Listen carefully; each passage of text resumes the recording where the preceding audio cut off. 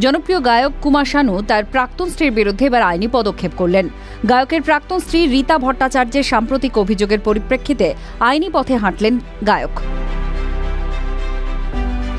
রীতা সম্প্রতি এক সাক্ষাৎকারে দাবি করেন, অন্তঃসত্ত্বা থাকাকালীন কুমার শানু ও তার পরিবার তাকে প্রয়োজনীয় খাদ্য ও চিকিৎসা থেকে বঞ্চিত করেছিলেন। এইসব অভিযোগকে ভিত্তিহীন আর মানহানিকর বলে দাবি করেছেন গায়ক।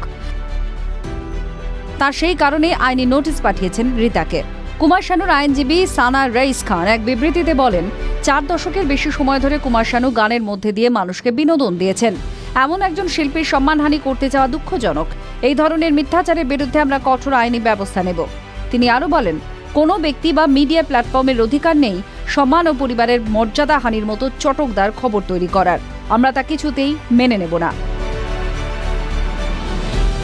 রীতা ভট্টাচার্য সিদ্ধার্থ কাননের এক সাক্ষাৎকারে বলেন, তারা অর্থাৎ শানু এবং তার পরিবার আমার সন্তানদের দুধও দিত না, চিকিৎসা থেকে বঞ্চিত করা হয়েছিল, এমনকি বন্যার সময় সন্তানদের খোঁজ নেওয়ার প্রয়োজনও বোধ করেননি তিনি।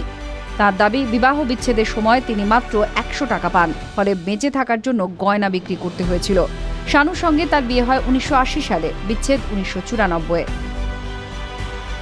বর্তমানে শানু তার স্ত্রী সলোনি ভট্টাচার্য এবং 2 কন্যার সঙ্গে থাকেন। তবে এই অভিযোগ মেনে নিতে নারাজ গায়ক। TV9 Bangla digital.